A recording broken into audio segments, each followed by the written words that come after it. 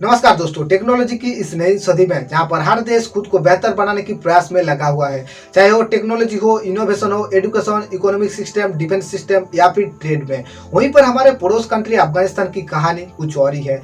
1996 में तालिबान ने पहली बार अफगानिस्तान पर कब्जा कर लिया था और फिर 5 साल बाद 2001 में अफगानिस्तान के अंदर डेमोक्रेसी की वापसी हुई थी और फिर 20 साल बाद वही कहानी दोबारा देखने को मिला। 2021 में तालिबान ने अफगानिस्तान पर कब्जा कर लिया और तालिबान टेक ओवर के बाद अफगानिस्तान की मंजर पहले से 10 गुना बदतर हो गया है। अफगानिस्तान के अंदर वुमेन्स के लिए जीना एक सजा बन गया है। एक गर्ल्स स्टूडेंट अपनी किताबों में अपनी दुख को जाहिर करते हुए कहता है कि मैं अफगानिस्तान के अंदर ही क्यों पैदा हुआ। तालिबान खून से भरी लथपथी लाश को ट्रेन में लटकाकर शहरों में रैली करवाकर ये दर्शाने लगा कि क्राइम करने वालों की यही भाषा में निकल है। आज की डेट में मानो अफगानिस्तान क्रिमिनल और टेररिस्ट के लिए एक सेफ हेवन बन गया है।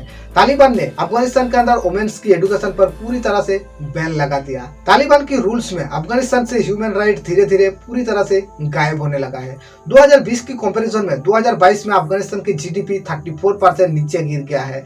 98% लोग गरीबी रेखा के नीचे चला गए। जहाँ पर दूसरे कंट्री वक्त के साथ साथ आगे बढ़ने लगा, वहीं पर मानो कि अफगानिस्तान वक्त के साथ साथ पीछे जाने लगा। आखिर क्या है तालिबान का मकसद और फिर क्या है शरिया लॉ जिस वजह से अफगानिस्तान की वुमेन्स का जीना मौत से भी बदतर हो गया है। तो आइए आज की इस वीडियो में अफगानिस्तान की हालात के बारे में जानने की कोशिश करते हैं।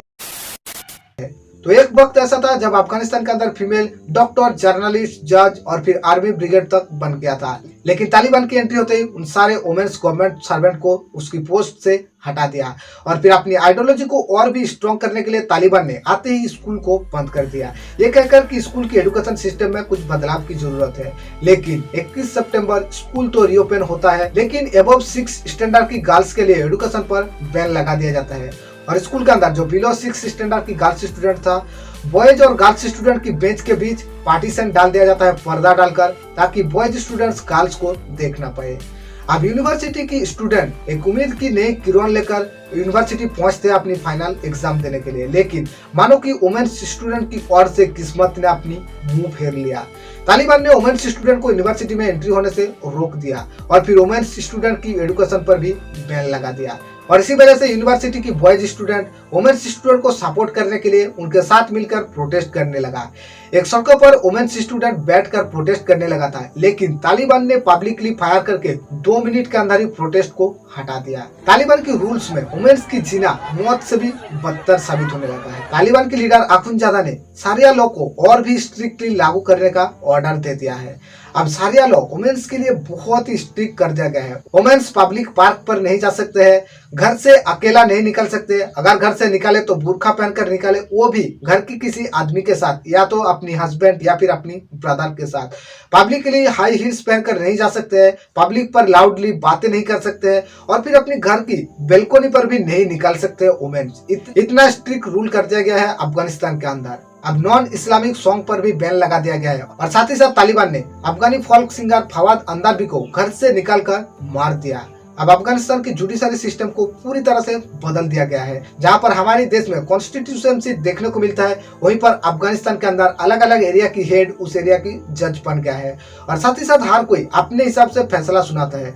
सिर्फ शरिया लॉ के बेस पर ही फैसला सुनाया जाता है। अब ऐसा नहीं कि सिर्फ अफगानिस्तानी शरिया लॉ को फॉलो करता है, मिडिल ईस्ट की मुस्लिम कंट्री यूएई और फिर पाकिस्तान भी शरिया लॉ को फॉलो करता है, लेकिन इन सारे देशों ने वक्त के साथ साथ हालात को ध्यान में रखते हुए शरिया लॉ में काफी सारे चेंजेस लाया, क्योंकि आप पुराने जमाने की लॉ को एग्जैक्टली रेप्लिकेबल नहीं कर सकते हो। लेकिन अफगानिस्तान आज भी शरिया का पुराना लॉ फॉलो करता है, वो भी शरिया का सबसे एक्सट्रीम वर्जन।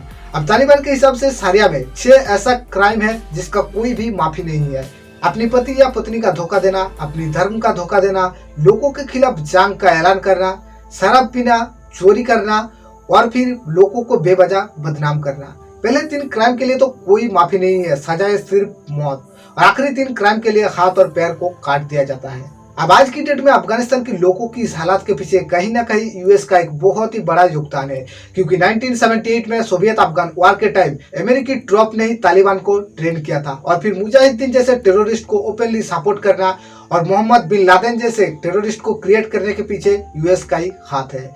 आज की डेट में तालिबान को जो ड्रोन और वेपन्स मिलता है वो सारा का सारा यूएस ही सप्लाई करता है और तालिबान उस ड्रोन और वेपन की डीलिंग करता है पाकिस्तान के साथ। दुनिया भर में 80% अफीम सप्लाई करता था अफगानिस्तान। अब इस साल अफीम की सीजन जब आया तब तालिबान ने अफीम की खेती पर बैन लगा दिया, जो कि अफगानिस्तान की सबसे बड़ा सोर्स ऑफ इनकम था।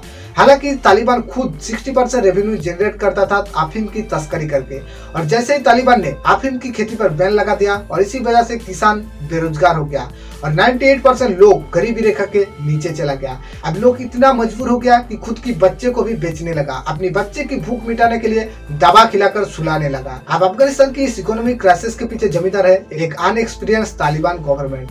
अब सवाल यह है कि तालिबान क्या इस डूबती हुई नाव को बचा पाएगा, क्योंकि तालिबान के हिसाब से हर प्रॉब्लम का एक ही सॉल्यूशन है शरिया लॉ, लेकिन वक्त के साथ साथ खुद को इम्प्रूव करना ही बेहतर साबित होता है, वरना इसी तरह के हालात का सामना करना पड़ता है। उम्मीद करता हूँ वीडियो पहले की तरह इन्फॉर्मेटिव था। Thank you so much for watching this video. Wish you all the best.